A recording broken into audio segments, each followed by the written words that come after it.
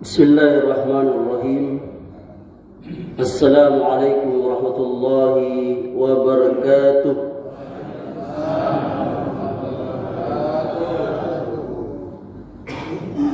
Innal hamdalillah nahmaduhu wa nasta'inuhu wa nastaghfiruh wa na'udzu billahi min shururi anfusina wa min sayyiati a'malina. من يهده الله فلا مضل له ومن يضلل فلا هادي له وأشهد أن لا إله إلا الله وحده لا شريك له وأشهد أن محمدا عبده ورسوله صلى الله عليه وعلى آله وسلم. يا أيها الذين آمنوا اتقوا الله حق تقاته ولا تموتن إلا وأنتم مسلمون. Ayahanda dan ibunda serta saudara dan saudariku dan anak-anak, para pengurus dan jamaah salat subuh Masjid Al-Furqan Kampar yang saya cintai dan saya muliakan.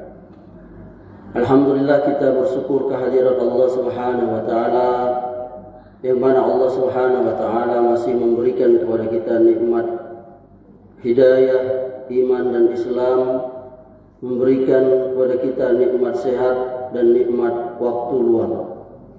Semoga kita termasuk orang-orang yang senantiasa bersyukur kepada Allah Subhanahu wa taala.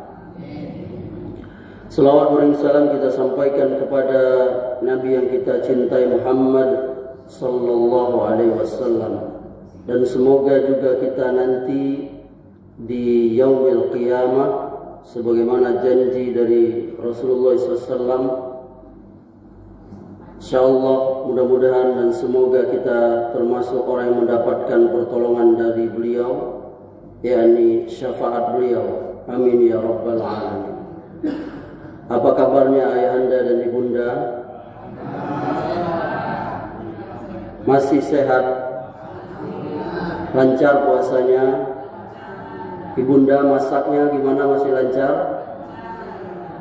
Setoran piti dari ayahanda masih jalan? Kalau setorannya udah ini tidak masak, udah tak?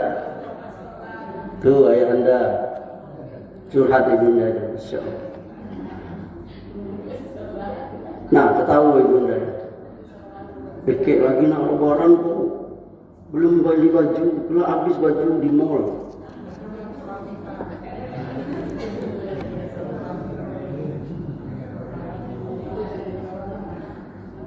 Judul atau tema saya pada kesempatan kali ini adalah berkaitan dengan salah satu kelompok dari kelompok-kelompok yang ada menjadi pembicaraan di dalam agama kita.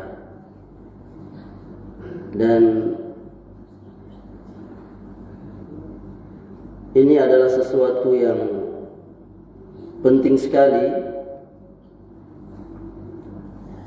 bahwa kami pribadi itu termasuk dari pengurus MUI provinsi, sekaligus juga saya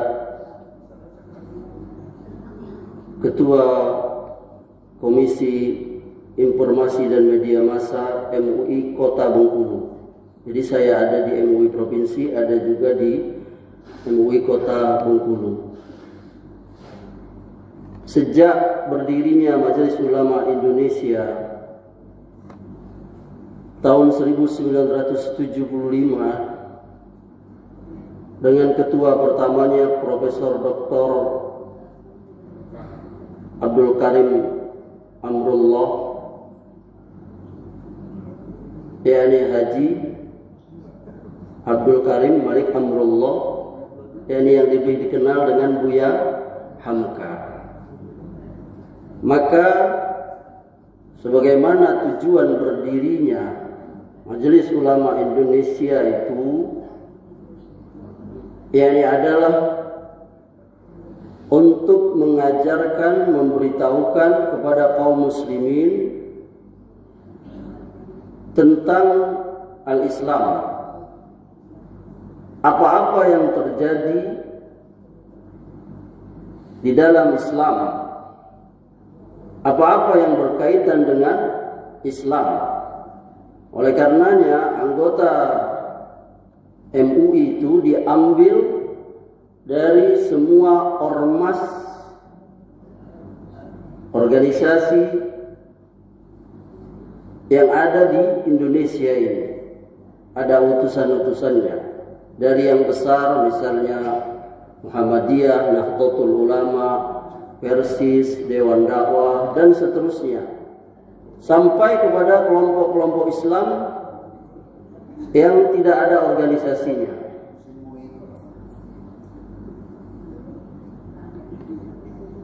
Terdiri atas ulama dan zu'ama, yakni orang-orang yang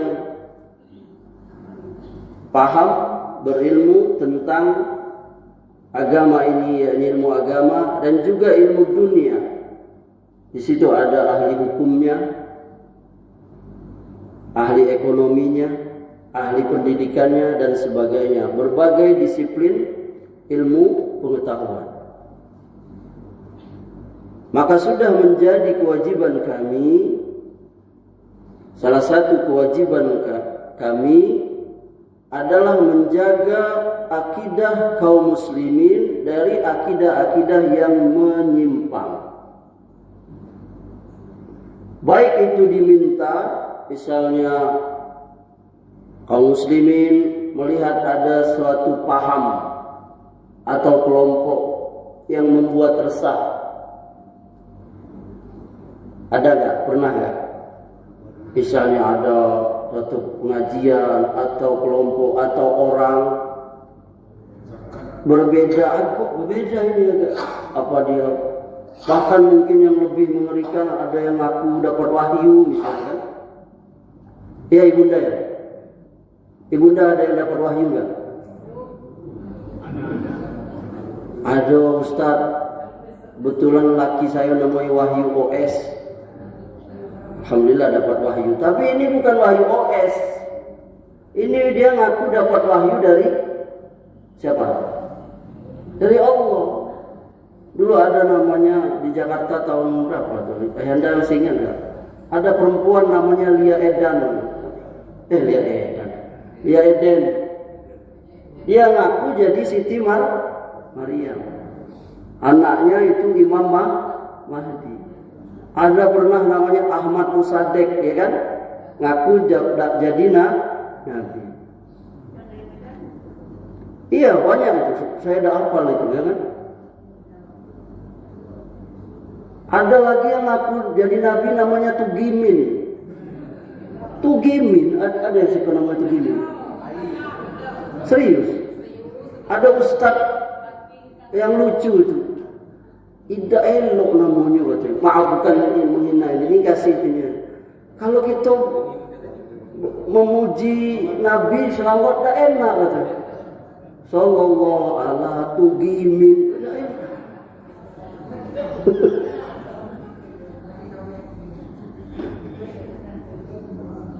Jadi Majelis Ulama Indonesia itu berkewajiban itu menjaga yakni iman kita kaum muslimin, akidah. Baik itu tidak diminta, baik apalagi diminta. Itu kalau ada hal-hal yang viral masalah agama, pasti itu MUI itu paling ramai didatangi oleh wartawan. Betul ya Anda? Ada beberapa tokoh selalu dia diminta bagaimana pandangan MUI bagaimana, terutama ketua umumnya. Level pusat, MUI pusat sampai provinsi, sampai yakni Kota Madia dan kabupaten, dan sebenarnya level MUI itu ada sampai bawah, MUI kecamatan namanya. Nah itu berkewajiban kami menjaga yakni yang namanya akidah kaum muslimin terutama. dari penyimpangan. Karena penyimpangan itu akan selalu ada, baik itu oleh perorangan ataupun oleh kelompok-kelompok yang semuanya itu dari syaitan yang ingin menyesatkan manusia. Oleh karenanya bangkitlah para ulama yakni menjelaskan kepada umat itu. Sebagian mereka di muhadarah, yakni pertemuan-pertemuan, sebagian mereka di ceramah-ceramah mereka, sebagian lagi bahkan mereka menulis kitab, menulis buku secara lengkap, berbagai macam pemahaman, berbagai macam firqah menyimpang, berbagai macam kelompok. Banyak tulis buku 1, 2, 3 kelompok ini, kelompok situ, aliran ini, aliran itu. Kalau orang Bengkulu bilang aliran. Aliran apa dia tu? Ngapunya tu? Kalau kita datang ke rumahnya, habis tu balik disiramnya bangku gitu. Contohnya itu. Betul? Kita baik angkat bajunya, angkat bajunya karena nak hujan. Kita taruhlah di teras itu di atas kursi supaya jangan kehujanan. Dicucinya lagi Ustaz. Nah itu Anda tahu ya. Para ulama menulis buku 1, 2, 3, 4, 5 ini pemahaman, aliran, organisasi menyimpang. Ini orang. Ada yang menulis buku secara khusus.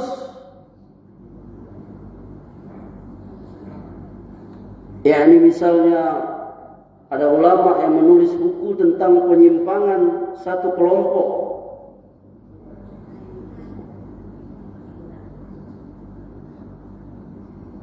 Di buku itu dijelaskan di kelompok ini.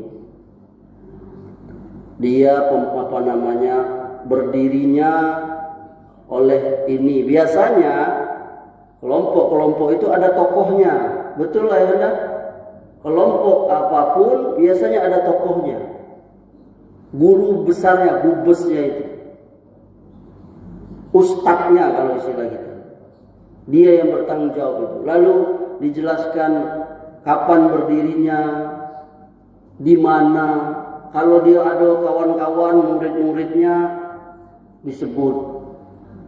Bahkan keluarganya, istrinya berapa, anaknya berapa, di mana dia berguru, dapat ilmu, lalu pemahaman-pemahaman apa yang dia ajarkan yang dikatakan sesat itu, lalu baru dibantah. Bangkit semua itu. Dan hampir semua ormas ada itu. Misalnya Dewan Dakwah Islamiyah itu ada. Namanya LPPI, Lembaga Penelitian Pengkajian Islam, itu Dewan Dakwah. Di Pasar Rumput Jakarta, sudah lama berdirinya. Memang dia itu khusus lembaga Dewan Dakwah ini meneliti, mengkaji aliran-aliran, pemahaman-pemahaman yang muncul di Indonesia ini. Apa saja. Salah satu tokohnya itu terkenal, Ustadz besar di Jakarta, mungkin tahu juga ya Anda. Namanya Ustadz Hartono Ahmad Jais. Dia punya buku, mungkin ada terbitan Pustaka Al-Kausar itu. Aliran-aliran sesat di Indonesia. Itu bestseller bagi siapa yang suka baca itu. Ada lagi Ustadz Amin Jamaluddin. Saya banyak sekali itu. Saya salah satu peminat buku-buku tentang yakni penyimpangan firqah. Hampir semua firqah saya punya di rumah. Dan firqah yang akan saya sampaikan pada kesempatan subuh kali ini, saya pribadi memiliki kitabnya lebih dari 30 kitab, 30 buku yang saya miliki berkaitan dengan yakni kelompok yang akan saya sampaikan pada kesempatan yakni subuh kali ini. Ayahanda dan ibunda serta jamaah rahimakumullah, bahwa ini adalah fitnah bagi agama kita. Dan sebenarnya Allah Subhanahu wa taala melarang kita. Allah katakan wa'tasimu bihablillahi jami'an wa la tafarraqu. Bersatulah kamu di dalam agama Allah ini, jangan kamu iftira, pecah belah. Yang kita bersatu ini di dalam Islam. Bagaimana pemahaman Islam itu? Bagaimana ajaran Islam itu? Bagaimana akidah Islam, ibadah Islam, adab akhlak Islam, muamalat Islam? Kita harus kafah masuk ke dalamnya itu secara total. Bukankah Allah mengatakan, ya ayyuhallazina amanu dukhulu fis silmi kafah. Wahai orang yang beriman, masuklah kamu ke dalam Islam secara kafah. Apa tadi bunda? Keseluruhan. Wih, pinter ya bunda. Ibu-ibu Al-Qur'an itu Masya Allah. Iko istrinya, apalagi lakinya kok. Lakinya kok tunduk-tunduk kok bukan tidak paham ini. Kok kafah keseluruhan. Kalau bahasa Inggris itu segalanya. Bukan parsial. Dia sembahyang, sholat itu ibadah Islam, tapi di akidahnya menyimpang. Dia menganggap ada nabi sesudah Nabi Muhammad, misalnya seperti kaum Ahmadiyah. MUI sudah menerbitkan juga. Nanti kapan-kapan kita bahas itu. Nggak boleh. Dan Nabi SAW juga mengatakan bahwa memang fitnah pada agama ini, Islam ini, akan terjadi, yakni terpecahnya kaum muslimin. Dalam banyak riwayat Nabi mengatakan Islam akan terpecah menjadi 73 firqah, kelompok.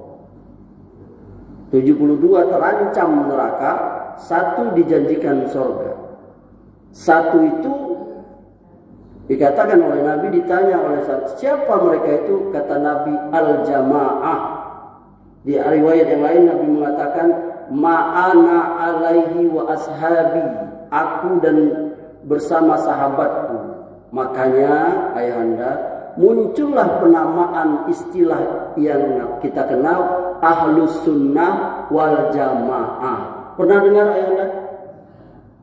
Jadi sebenarnya di zaman Nabi belum ada itu Ahlus Sunnah wal Jamaah itu. Karena dulu hanya pemahamannya satu.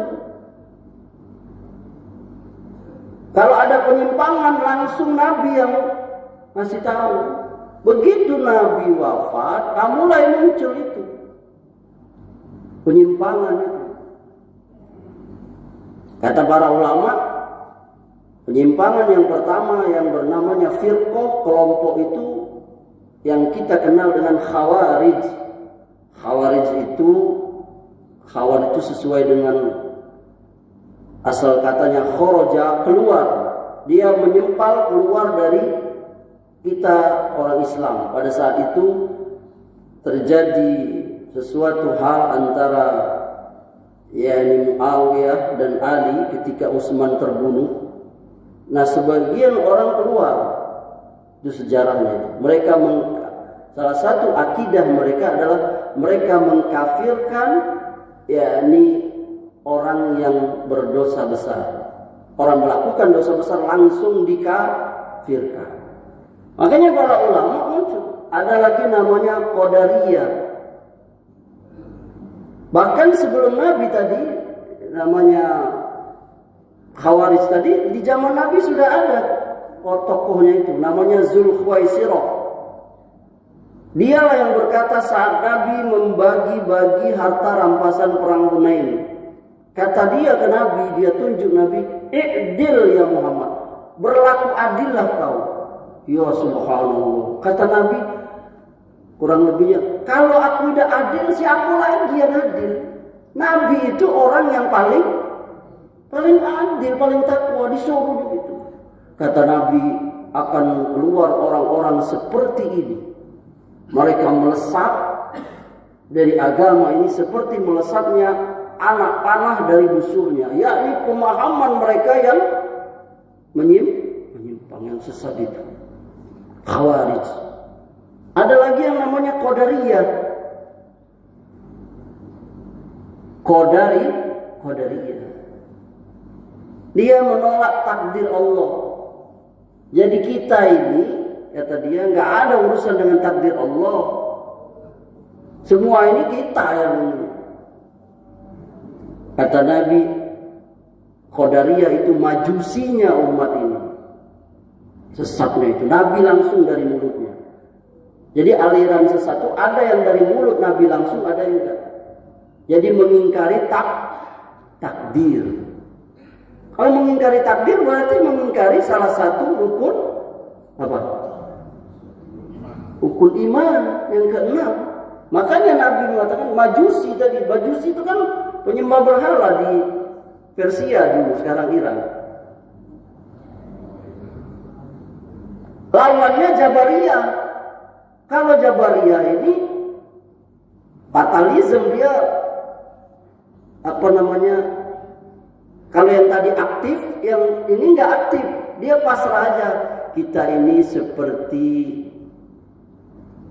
wayang dimainkan oleh dalang, nggak ada urusan. Sedangkan kita kaum Ahlussunnah wal Jamaah mengatakan bahwa ini sebenarnya pembahasannya panjang masalah takdir, tapi sedikit bisa paham. Kita meyakini Ahlussunnah wal Jamaah di tengah-tengah. Itu sifat Ahlussunnah itu enggak ke kanan Jabariyahnya, tidak ke kiri Qadariyah. Kita meyakini bahwa semuanya atas kehendak Allah. Tapi ada yang kita dikasih peranan, ada yang kita tidak dikasih peranan. Misalnya takdir Allah, kita dijadikan laki-laki perempuan. Kita bisa milih atau berusaha. Ayahanda jadi laki-laki, apa di dalam perut ibu bentuk sendiri itu kelamin? Tidak, tahu-tahu kita lahir jadi laki-laki. Kita jadi orang Indonesia, anak sianu, lahir tahun lalu udah ada gitu berusaha. Tahu-tahu lahir jadi anak si Amri, jadi anak Pak Zainal, Ibu Dalima, jadi orang Jambi. Kalau kita bisa milih, enak kita pilih orang tua yang takwa, yang kayu, iya kan? Pasti itu kan? Ambo kalau bisa milih, enak gak? Ambo orang kayu, kece orang anak muda itu. Karena gayanya miskin, tapi kita nggak bisa milih. Tapi sebaliknya ada takdir itu yang kita bisa milih, ayahanda. Iya, salah satunya. Misalnya kita ingin selamat dunia akhirat, itu ada disuruh pilih. Allah kasih tahu, turunkan Al-Quran. Kurang lagi Allah kasih yang jelaskan Nabi, kurang apa lagi? Terus Allah kasih akal. Di Quran itu kan afala taqilun, afala tafakkarun, afala yatadabbarun, ya kan? Apa kamu tidak berpikir, apa kamu tidak memperhatikan, apa kamu tidak melihat? Kita punya akal. Kita beda dengan hewan. Hewan itu dia cuma ada insting, naluri, tidak punya akal. Hewan itu bisa dia ngambil apa? Ambil barang, maling barang. Tapi dia tidak tahu, ini punya orang ini. Akal. Kurang lagi dikasih contoh. Jadi nak masuk neraka atau masuk surga itu pilihan. Ini apa? Dia disuruh pilihan kita. Paham ya Anda? Beda dengan malaikat. Malaikat tidak ada milih, dia nggak punya. Ada malaikat itu sudah diciptakan gawainya sujud aja. Nggak lupa dia. Kita yang punya sifat lupa. Ada malaikat gawainya nyambut nyawa aja, malaikatul maut. Mana ada lupa malaikat itu? Nggak ada ceritanya. Ngapa gaya itu umurnya 1000 tahun? Lupa malaikat nyambut nyawanya. Idaknya. Dia tahu dah waktunya kapan, di mana. Sedetik tidak bisa dikurang, sedetik tidak bisa ditambah. Kita kembali ke tadi. Jadi penyimpangan itu ada dari setiap generasi, sejak Nabi wafat itu terjadi penyimpangan, dan malah para ulama menjelaskannya.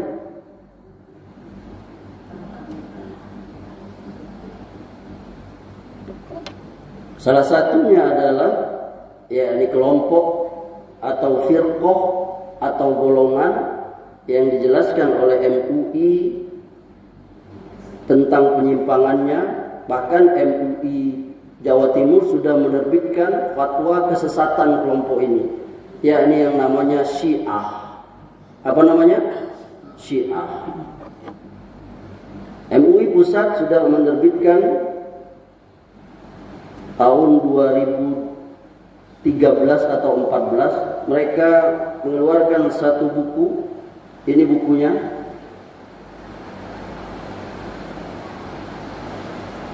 Yakni buku yang berjudul Mengenal dan Mewaspadai Penyimpangan Syiah di Indonesia. Dilengkapi pernyataan ulama-ulama besar Indonesia. 1. Hadratus Syekh Hasyim Asy'ari. 2. Profesor Dr. Hamka. 3. Dr. Muhammad Nasir. 4. Kiai Haji Hasan Basri. Buku panduan Majelis Ulama Indonesia mengenal dan mewaspadai penyimpangan Syiah di Indonesia. Tim penulis MUI Pusat tidak diperjualbelikan. Saya dapat buku ini 2014, udah puluhan saya kasih, mungkin ratusan di beberapa majelis taklim yang saya rutin di situ, masjid, ada juga ke beberapa lembaga, termasuk MUI Kota pada saat itu. Buku ini ditulis oleh tim penulis Majelis Ulama Indonesia. Pengarahnya Dr. Kiai Haji Ma'ruf Amin, Profesor Dr. Yunahar Ilyas, Dr. Andes Haji Ikhwan Sam, Dr. Amir Shah. Dan ada juga mereka tim khusus dari Komisi Fatwa dan Komisi Pengkajian MUI. Diterbitkan oleh Forum Masjid Ahlus Sunnah. Buku ini gratis, tidak diperjualbelikan. Nah, dikatakan di sini di kata pengantarnya bahwa buku saku ini dimaksudkan untuk menjadi pedoman bagi umat Islam Indonesia dalam mengenal dan mewaspadai penyimpangan Syiah. Sebagaimana yang terjadi di Indonesia, sebagai bayan atau penjelasan resmi dari Majelis Ulama Indonesia dengan tujuan agar umat Islam tidak terpengaruh oleh faham Syiah dan dapat terhindar dari bahaya yang akan mengganggu stabilitas dan keutuhan NKRI. Jadi sebenarnya ayahanda dan ibunda yang dimuliakan oleh Allah, buku ini dia penjelasan teknisnya ya. Jadi supaya umat ini paham, kita paham. Dan rinci hasil dari rekomendasi Rapat Kerja Nasional MUI pada Jumadil Akhir 1404 Hijriah atau bulan Maret 1184, bahwa faham Syiah mempunyai perbedaan pokok dengan kita Ahlus Sunnah wal Jamaah. Dan umat Islam harus meningkatkan kewaspadaan terhadap masuknya faham ini. Dan juga fatwa MUI tanggal 22 Jumadil Akhir 1418 Hijriah atau 25 Oktober 1997 tentang nikah mut'ah. Ini disebutkan di halaman 616. Apa itu Syiah? Apa itu sejarah Syiah? Syiah itu asal katanya itu kelompok pembela. Ya, ini yang dimaksud dengan pembela Ali. Itu asalnya. Waktu terjadi fitnah di dalam tubuh umat Islam, terbunuhnya yakni sahabat Utsman bin Affan, para ulama, para sahabat berselisih bunda ayahanda, yakni antara Ali dan Muawiyah yang waktu itu jadi gubernur di Syam, Ali di Madinah. Ali berpendapat berijtihad, yakni kita angkat dulu pemimpin, baru kita tangkap pembunuh Utsman. Sementara Muawiyah berpendapat kita tangkap dulu para pembunuh Utsman, baru kita pilih yakni pemimpin. Mereka biasa beda sampai terjadi perang fitnah yang kita kenal dengan misalnya perang Siffin dan perang Jamal. Itu ada bab khusus. Tapi ingin saya sebutkan sejak itulah yakni Syiah itu muncul awalnya di situ, dan akhirnya mereka membuat paham sendiri. Bahkan ada yang menyimpangnya. Masuklah itu ada orang Yahudi namanya Abdullah bin Sabah. Dia pura-pura masuk Islam, tapi membuat kerusakan. Kalau di Indonesia ini, ayahanda yang tahu, dulu di Aceh ada namanya Snooker Gronje. Dia orang Belanda. Dia belajar di Mekah, berapa tahun? 3 atau 4 tahun. Atau 10 tahun. Tidak hadir dalam ingatan saya. Tapi intinya Snooker Gronje itu belajar Islam. Dia bisa bahasa Arab, bisa baca kitab. Tapi dia merusak. Ya, ini strategi Belanda, divide et impera. Tahu ya? Ya, ini adu domba. Nah, ada namanya tokoh Syiah itu Abdullah bin Sabah. Ayahanda yang dimuliakan Allah, ibunda, Syiah ini dia pecah lagi. Makanya sifat, paham ya, dengar ya? Salah satu sifat dari kelompok-kelompok menyimpang sesat itu, mereka juga pecah-pecah gitu. Nanti tidak setuju dengan pemimpin, apa? Buat lagi dia. Sama lah cak gawe kita sekarang lah. Tapi bukan agama ya. Politik misalnya kan. Orang, beberapa orang bikin parpol, betul.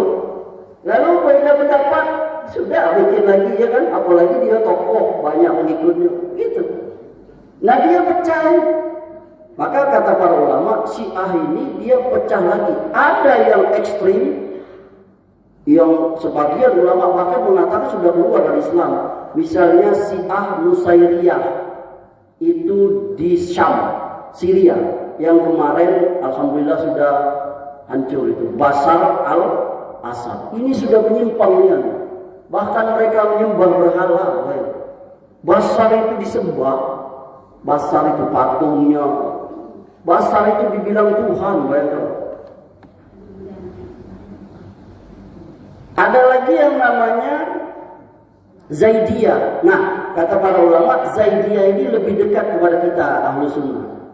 Tapi dia tetap sesat. Sebagai ulama mengatakan Zaidiyah tetap sesat. Kenapa? Karena dia meyakini Ali itu lebih baik daripada 3 khalifah sebelumnya.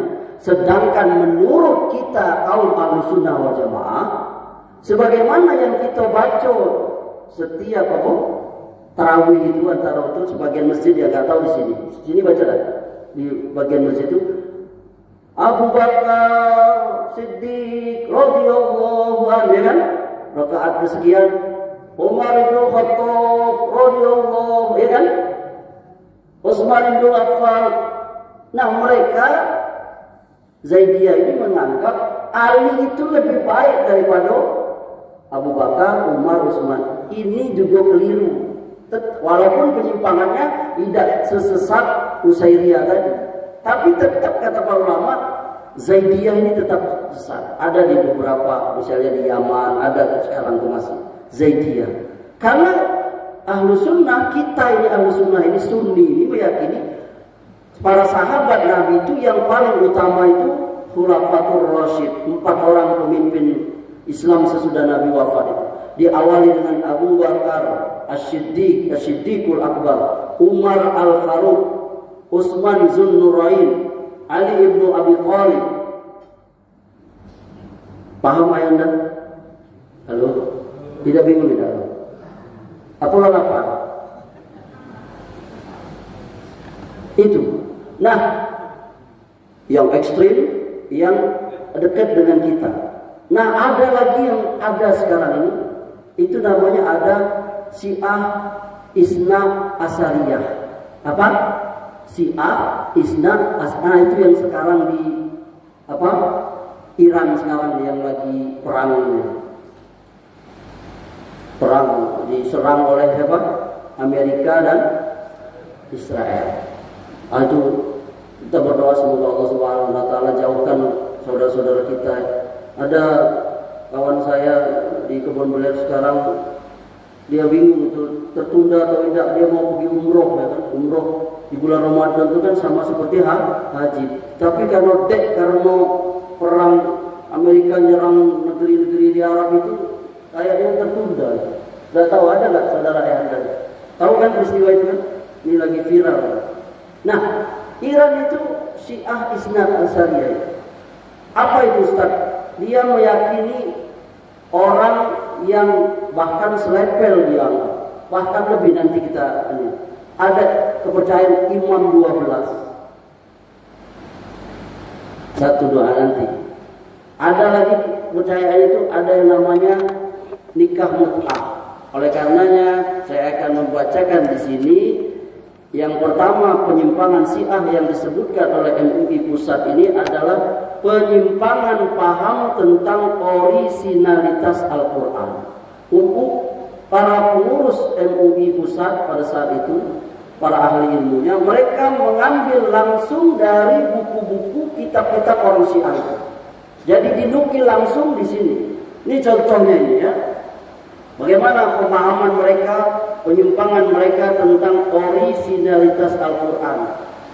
Menurut seorang ulama Syiah Al-Mufid dalam kitab Awail Maqalat menyatakan bahwa Al-Quran yang ada saat ini tidak orisinil. Tidak orisinil itu apa Bunda? Tidak asli lagi. Bayangkan. Apa kata dia?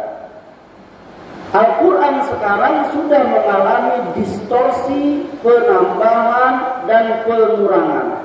Ini dimuntahkannya di kitabnya, judulnya Al-Mufid Awail Al-Maqalat halaman 80-81. Tokoh Syiah lain mengatakan dalam kitab Miratul Uqul Syarah Al-Kafi, dia muntahkan bahwa Al-Quran telah mengalami pengurangan dan perubahan. Namanya tokohnya tokoh Syiah itu Bagir Al-Majlis. Dalam bukunya, kitabnya Miratul Uqul Syarah Al-Kafi, Al-Kafi Juz 2 Kulaini, volume Juz 12, halaman 525. Saya banyak sekali ini kalau saya baca, yakni menukil perkataan tokoh-tokoh mereka di buku-buku mereka yang intinya mereka menganggap Al-Quran kita ini yakni tidak asli lagi. Jadi mereka itu punya keyakinan ayahanda Quran mereka itu sedang dibawa oleh tokoh mereka yang 12 imam mereka, namanya Imam Mahdi yang masuk goa itu, namanya Mushaf Fatimah. Tebalnya 3 kali lipat dari Quran itu. Ini disebutkan di sini. Nah, dibantah oleh kita, para ulama kita, bahwa ini menyimpang. Kenapa? Karena sah di Quran itu jaminan dari Allah bahwa Allah menjaga Quran kita ini. Apa kata Allah di surah Al-Hijr ayat 9? Inna nahnu nazzalna zikra wa inna lahu lahafizun. Kata Allah, kami yang menurunkan Quran dan kami memeliharanya. Yakni Allah memelihara lafaz-lafaz Quran itu. Allah memelihara tafsir-tafsirnya itu. Jadi kalau ada yang menyimpang, langsung tahu. Orang menambah Quran di barat, orang timur tahu. Orang di utara merubah, mengurangi Quran, orang selatan tahu. Dijaga oleh Allah ayahanda. Dan Quran ini sampai kepada kita dengan yang namanya ilmu riwayat mutawatir. Itu dalam ilmu hadis. Setiap tingkatan itu banyak orang yang meriwayatkan dan semuanya jujur. Berarti ini menyimpang. Saya tanya, ayahanda, ibunda, yakin ini Al-Quran yang diturunkan dari Allah kepada Rasulullah lewat Jibril? Yakin? Kok ragu? Yakin? Itu akidah kita. Nggak boleh kita sedikit pun juga satu huruf saja menyaksikan. Ini akidah. Ini panjang sebenarnya kalau mau jelaskan. Yang kedua,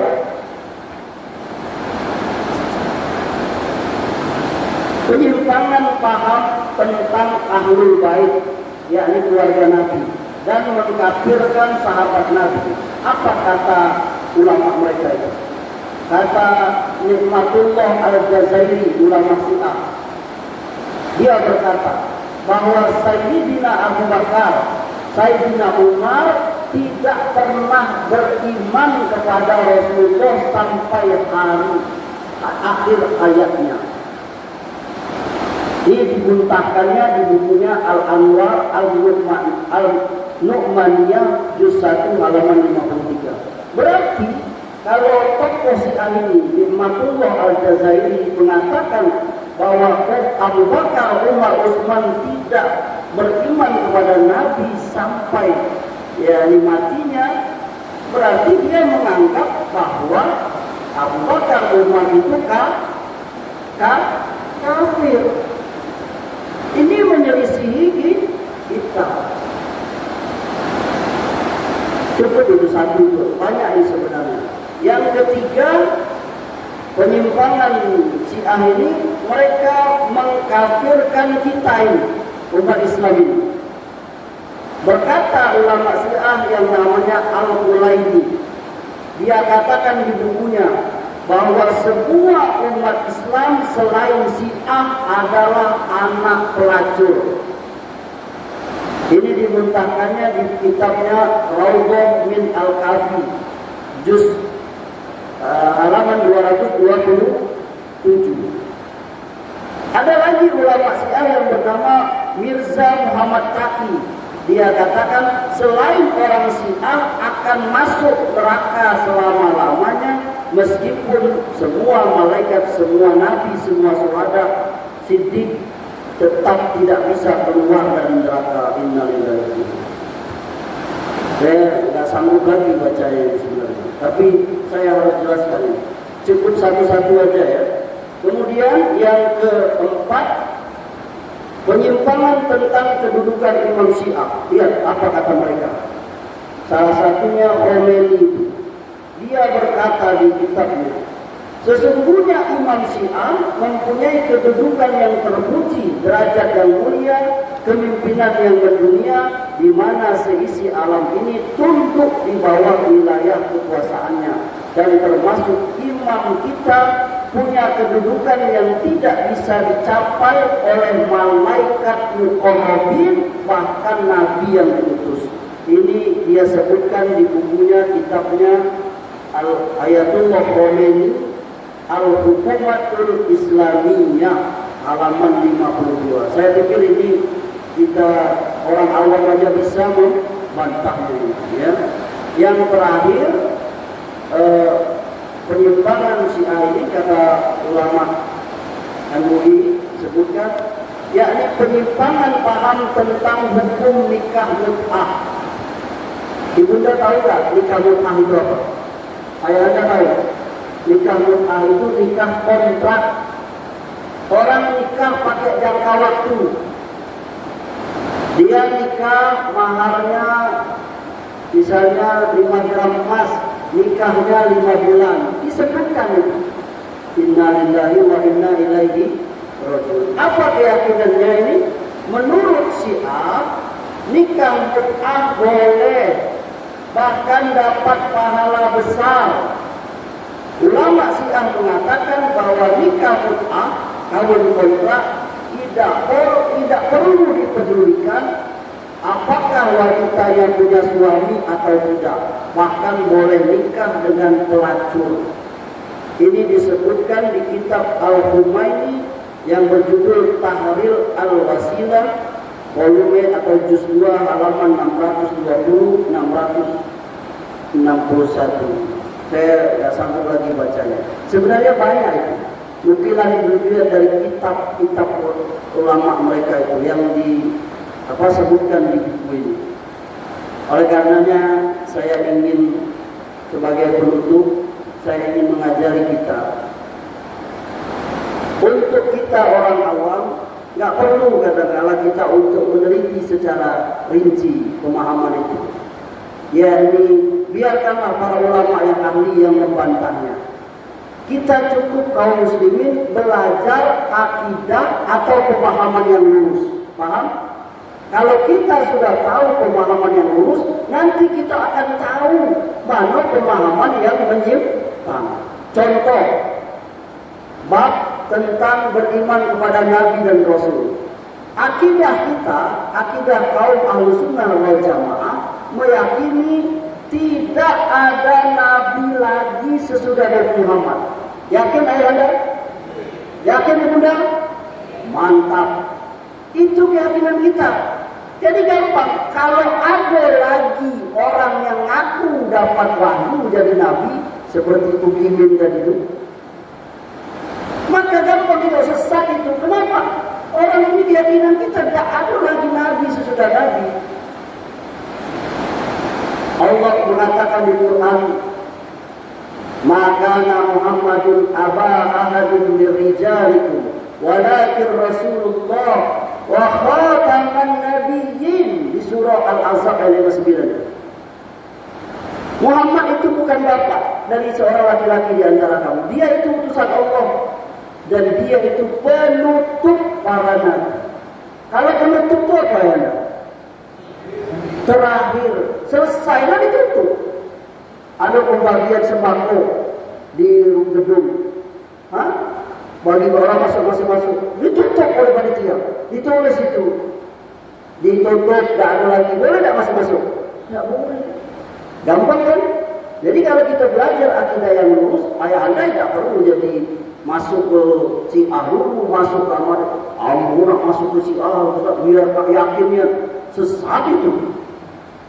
Jadi untuk kita tahu sesatnya satu kelompok, tidak perlu kita masuk belajar. Cukup kita tahu dari agama kita sendiri yang benar. Paham ya anda? Itu. Jadi seperti tadi itu. Kita belajar agama kita tentang nikah. Bagaimana syariat Islam itu? Nikah itu harus ada calonnya, pengantin laki-laki berbentukan, ada maharnya, ada ijab kabulnya, ada saksi. Nah kalau ada orang nikah tidak ada saksi, lalu pakai kontrak lagi nikah 2 bulan 4 bulan, sesat tak itu? Sesat tak? Quran sesat ya? Sesat. Karena kita sudah tahu yang benar. Nah itu aja. Jadi kita cukup kita mengetahui ajaran Islam yang lurus, yang hak, yang benar, maka kita akan tahu mana yang menyimpang. Masya Allah, pastinya ini sudah kode ini. Barangkali cukup ya. Walaupun mungkin suara saya agak teringat dengan suara hujan, tapi alhamdulillah pengurus masjid ini kasih toa ampli yang bagus sekali. Walaupun hujan masih tetap suara saya terdengar para penceramah sini. Semoga bermanfaat. Apa ada yang ingin bertanya hal-hal yang saya sampaikan ini, atau ada yang ingin menambahkan, atau ada pertanyaan yang lainnya yang barangkali tidak dengan tema saya, Silakan. Ayahanda yang ada pekerjaan atau kegiatan yang lain nggak apa-apa, tinggalkan majelis. Karena ini hari Senin kan. Tapi kalau ayahanda yang nggak ada, nggak apa-apa duduk. Nanti sembari kita sholat duha awal itu apa namanya? Sholat syuruk tadi boleh, insyaallah. Ada? Silakan kalau ada yang mau ada. Assalamualaikum warahmatullahi wabarakatuh. Waalaikumsalam warahmatullahi wabarakatuh. Dekat lagi ya. Saya suka beberapa ini. Iya. Apa? Yang keputusan memberikan fatwa berdasarkan tidak benar, tidak populer, tidak akan memiliki orang-orang Islam itu makmur. Pusatlah fatwa itu. Kalau ada yang berkata seperti itu, siapapun juga, itu sesat. Karena kita udah ijma, sepakat kaum muslimin bahwa di dalam ajaran agama kita ada yang namanya perintah zakat. Sepakat kita, betul? Ayahnya sepakat, bahkan itu menjadi rukun apa? Rukun Islam. Rukun Islam yang ketiga. Apa yang mau muskil kita? Tapi lagi nih. Kadang-kadang manusia itu abzul lisan, apa namanya? Salah ngomong. Kami ini para penceramah yang banyak ngeceh itu sering salah ngomong. Paham nggak? Orang kalau banyak ngomong pasti ada salahnya, terselepet, salah ayat, salah sebut. Kadang maksudnya bercanda dikira orang sungguh-sungguh. Awak sungguh-sungguh dikira orang main itu. Jadi saya ingin mengatakan bahwa kalau ada yang mengatakan hal seperti itu, siapa saja, bukan Menteri Agama yang sedang enggak. Tapi kita berbaik sangka, mudah-mudahan beliau itu hanya salah sebut. Atau dia konteksnya apa, dia sendiri yang tahu. Tapi kalau bisa jangan banyaknya blunder. Kalau bisa, kalau jadi tokoh publik siapapun dia boleh salah, tapi sesekali ya, betul nggak? Ada imam di situ. Ini saya ini. Kalau salah sesekali wajar nggak? Wajar nggak? Saya tanya, wajar nggak? Wajar. Tapi kalau salah terus, dia semuanya salah. Iya ada Pak Imam. Lalu kadang-kadang jadi imam di dunia, kadang-kadang saya contoh, kadang-kadang itu sebagai imam tuh salahnya karena makmum juga. Misalnya dia salah bacaannya, banyak yang ingatin tuh, misalnya ada 10 orang, ya kan? Tapi penting dia. Kalau bisa cukup, misalnya kalau paham, berapa orang aja yang diingatin. Misalnya, makanya yang di belakang imam ini dia harus apa? Orang yang berilmu. Kalau bisa hafalannya cukuplah. Dan kalau bisa imam juga, kalau bisa baca ayat-ayat surah-surah yang hafal orang banyak. Jadi kalau dia salah, apa? Bisa dia diingatkan. Atau yang selanjutnya, dia mungkin itu dia pasti hafal itu. Jangan dijadikan jadi imam itu apa? Sebagai sarana untuk belajar hafal ayat. Maka wal asri innal insana lafi khusr illa allazina amanu wa amilus solihati falahum ajrun ghairu mamnun. Namun wa tawasaw bil haq wa tawasaw bis sabr. Karena dia menjadikannya sebagai hafalan. Ya, ketika jadi imam itu, dia harus mungkin itu hafalan yang yakin itu. Bismillahirrahmanirrahim. Wal asri innal insana lafi khusrin illa allazina amanu wa 'amilus solihati wa tawassaw bil haqqi wa tawassaw bis sabr. Jangan dijadikan tempat hafal, akibatnya tercampur dengan aktif tadi, betul tadi itu. Itu solusinya itu. Maka jadi imam, makanya kalau sholat berjamaah itu kata Nabi, lihat jamaah itu. lihat kondisi. Mengapa saya jadi bahas fikih? Kamu dari mana? Ternyata nanya aku. Maksudnya ya tadi itu maksudnya menegur tadi ya kan. Jadi jangan banyak kalau jadi tokoh, jadi imam, boleh sesekali salah. Berarti Ustaz Amri, salah saya banyak lagi. Banyak saya salah. Yang tahunya istri saya, makanya dah saya bawa istri saya. Bahaya kalau bawa istri saya. Yang tahu kalau salah saya. Ya bunda ya. Ada cukup?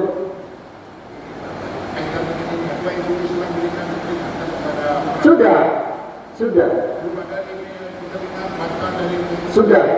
tersebar. Ustaz Samlan juga sudah nge-share jadi bantahan daripada MUI dan sebagainya. Insyaallah sudah. Dan sudah dijelaskan bahwa tidak perlu MUI itu. Kalau hal-hal yang seperti itu ijma, macam mana kita nak membantah ijma? Kita sepakat bahwa tadi kan zakat itu ada. Lalu kalau ada orang yang mengatakan zakat tidak ini, ya siapa pun juga nak gelarnya berderet, ya kan? Betul kan? Itu dah orang itu ijma sepakat semua kita. Ada yang namanya zakat itu, zakat mal, zakat. Ada orang yang mengatakan tidak penting, tidak harus kacau ini. Tapi kita baik sangka saja. Mungkin dia tersalah nyebut, tersalah sebut lisan tadi. Wallahu ta'ala a'lam. Cukup? Ada lagi? Ibunda, kalau tidak ada, semoga Allah Subhanahu wa taala memberikan pemahaman kepada kita dan Allah Subhanahu wa taala tunjuk kita mana yang hak, mana yang batil. Subhanakallahumma wa bihamdika asyhadu an la ilaha illa anta astaghfiruka wa atubu ilaik. Wabillahi taufiq wal hidayah. Wassalamualaikum warahmatullahi wabarakatuh. Dan buku ini saya hadiahkan kepada Pak Imam.